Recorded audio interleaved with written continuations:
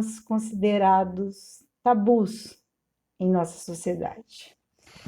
E hoje, dia 18 de maio, o nosso tema é muito delicado e também muito importante. Antes de começar a falar sobre o tema, eu vou ler aqui, relembrar vocês uma notícia que saiu há cerca de, acho que 1 ou 2 semanas atrás, sobre uma denúncia de um dono de um garimpo a 200 quilômetros de Boa Vista, no estado de Roraima, e que ele teria abusado sexualmente de 2 garotas, uma de 12 e outra de 13 anos, além de submeter jovens indígenas a trabalho escravo. Bom, gente, o tema de hoje ganha destaque nesse dia 18 de maio, mas ele deveria ser pautado, debatido, discutido por nós, por todos nós, pela sociedade civil, pelos poderes públicos, todos os meses, todos os dias do ano inteiro. Hoje é o Dia Nacional de Enfrentamento ao Abuso e à Exploração Sexual de Crianças e Adolescentes. Data que deve nos levar a uma profunda reflexão sobre o nosso papel como sociedade civil no combate a esse tipo de crime. E eu digo para vocês que a data de 18 de maio não foi escolhida por um acaso. Não, eu gosto de história e eu sempre vou trazer para vocês aqui alguns recortes históricos.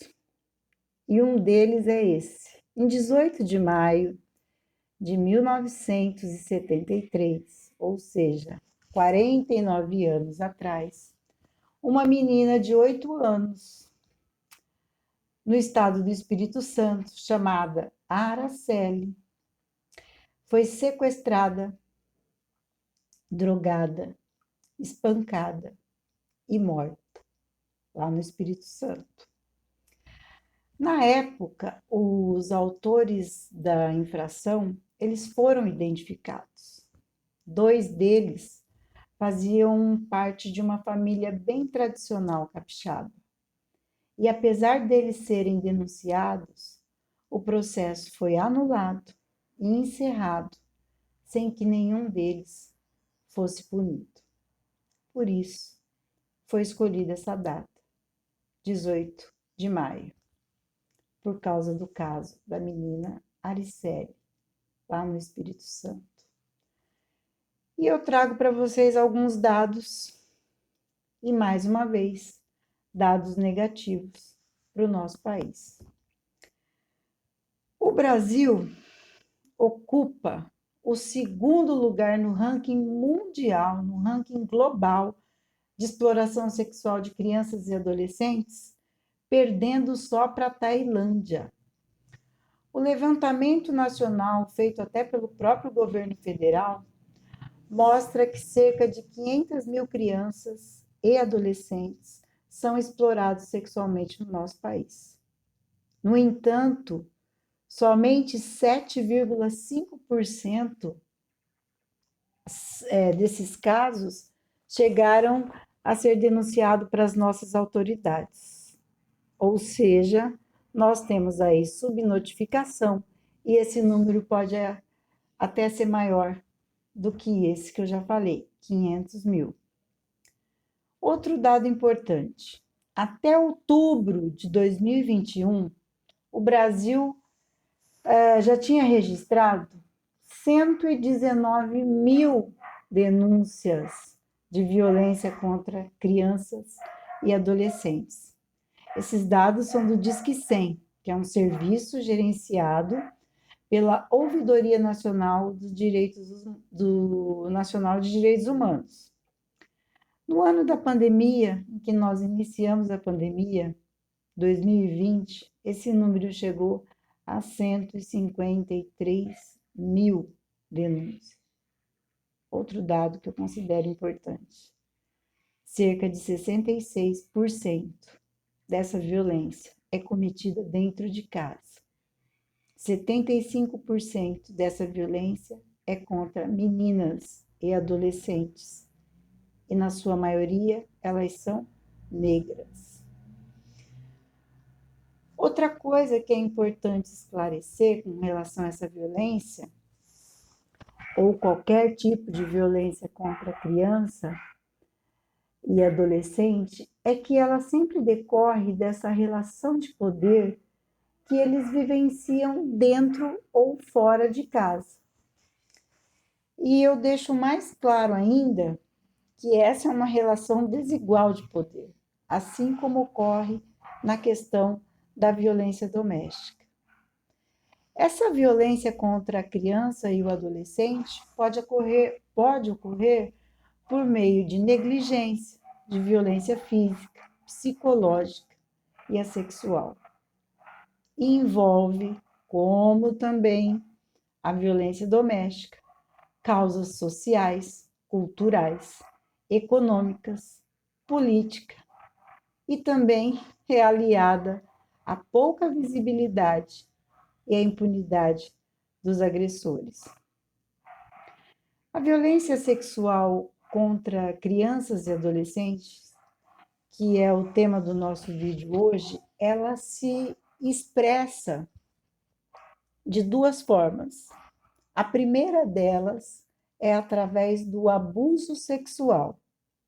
E a segunda forma é a exploração sexual de crianças e adolescentes. Aí vocês me perguntam, professora, qual é a diferença entre abuso e exploração? O abuso geralmente é aquele que não envolve dinheiro, que acontece quando a criança e o adolescente é usado para a estimulação ou a satisfação sexual de um adulto. E uma coisa que é preciso dizer nesse caso, esse tipo de violência, ele não precisa, para que ocorra esse tipo de violência, do abuso, não precisa ocorrer contato físico. Não precisa ter contato físico. O abuso sexual pode acontecer só com uma simulação, por exemplo, de um ato sexual com essa criança, mesmo que não haja o contato físico propriamente dito. Também é importante mencionar nesse caso que o abuso normalmente ele é imposto pela força física, pela ameaça e até mesmo pela sedução de um adulto com relação a essa criança e esse adolescente. E como eu disse anteriormente, a maioria desses abusos sexuais ocorrem dentro de casa, por um membro da família, mas também pode acontecer fora de casa. E a exploração sexual?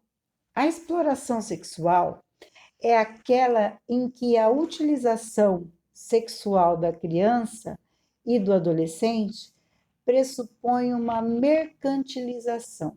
O que é isso? Um comércio.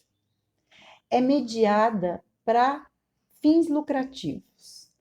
É a violência sexual no qual o sexo é fruto ou decorrente de uma troca que pode ser financeira, de favores ou até de um presente que você dá para essa criança ou para esse adolescente.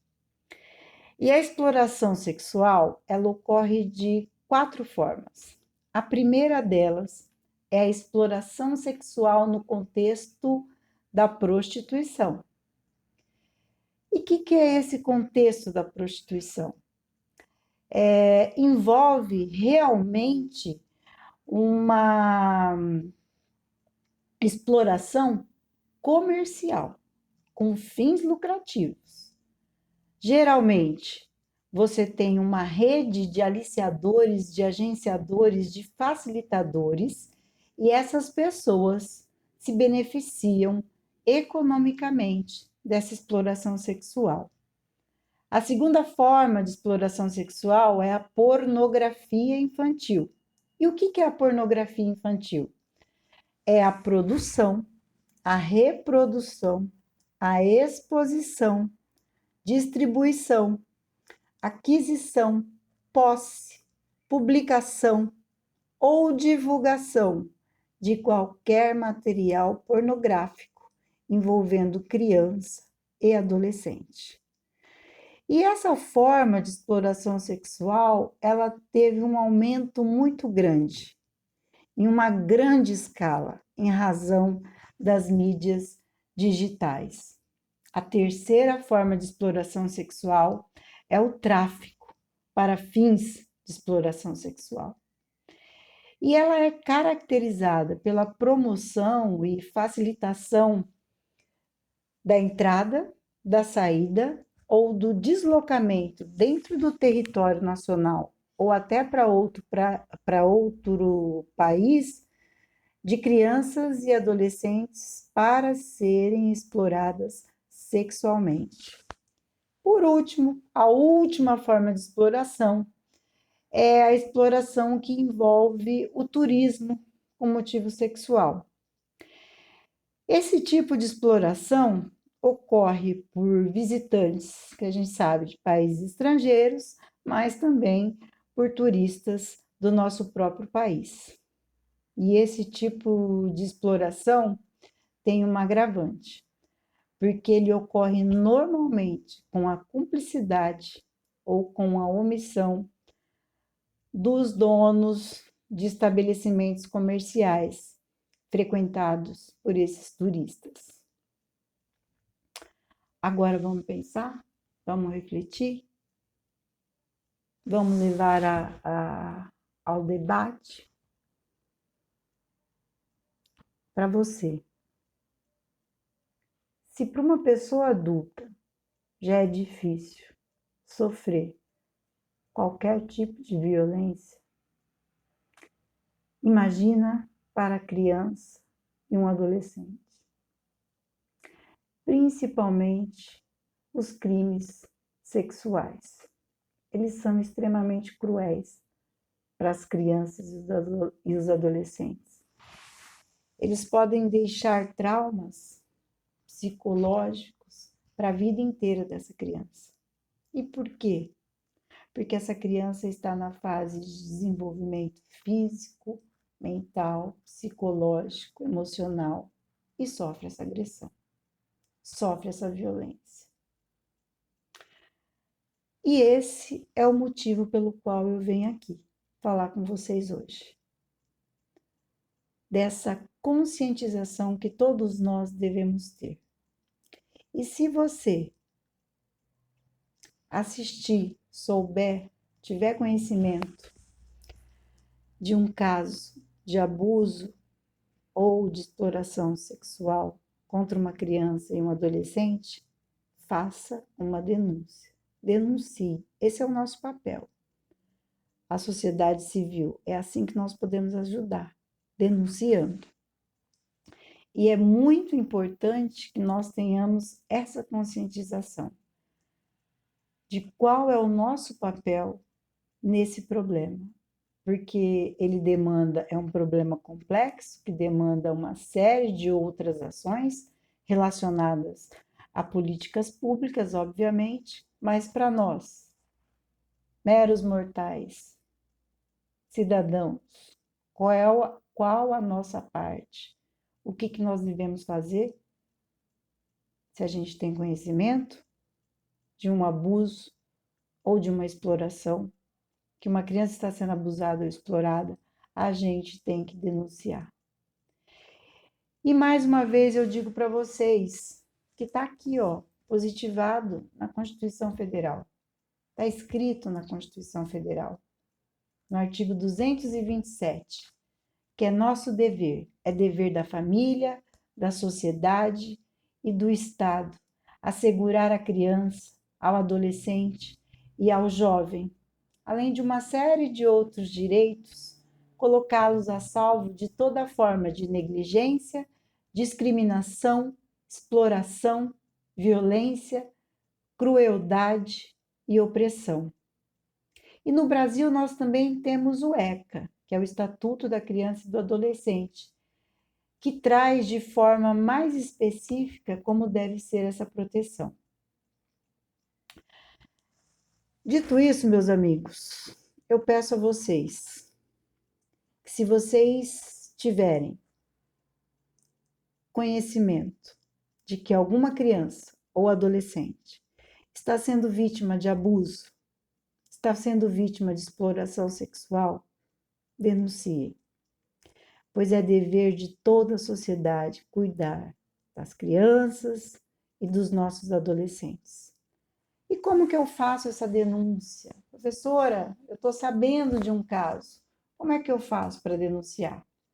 Primeiro, é ligando no Disque 100, né, que é um canal do governo federal que está disponível em todo o território nacional, todos os municípios. E o Disque 100 também você pode denunciar e eles também podem ou vão te orientar sobre os demais serviços da rede de proteção que tem nos estados e no seu município.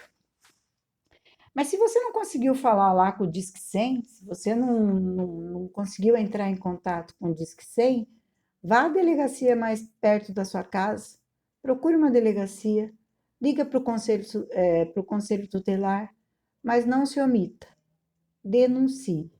É muito importante. Esse é o nosso papel e ele é fundamental e imprescindível.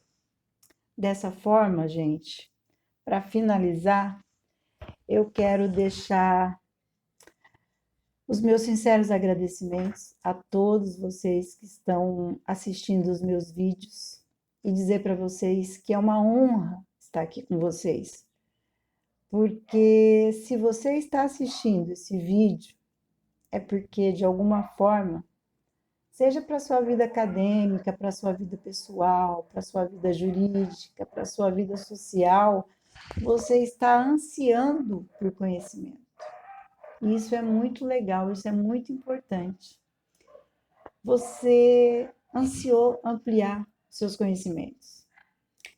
E dessa forma, a gente vai abrindo cada vez mais as portas das possibilidades que a gente mesmo pode fazer, das transformações pessoais, ou seja, as nossas próprias transformações pessoais e, consequentemente, as transformações dentro da nossa sociedade, quebrando os tabus, perdendo medo de denunciar um abuso ou uma exploração sexual, quebrando os nossos próprios preconceitos, que todos nós temos, ninguém.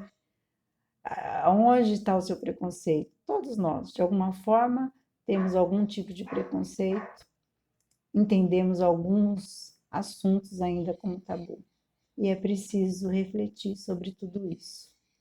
Então, se você gostou desse vídeo, deixa aqui o seu like, se inscreva no meu canal, ative lá as notificações e vamos embora. Semana que vem a gente tem mais um vídeo da nossa playlist sobre o estudo da violência doméstica.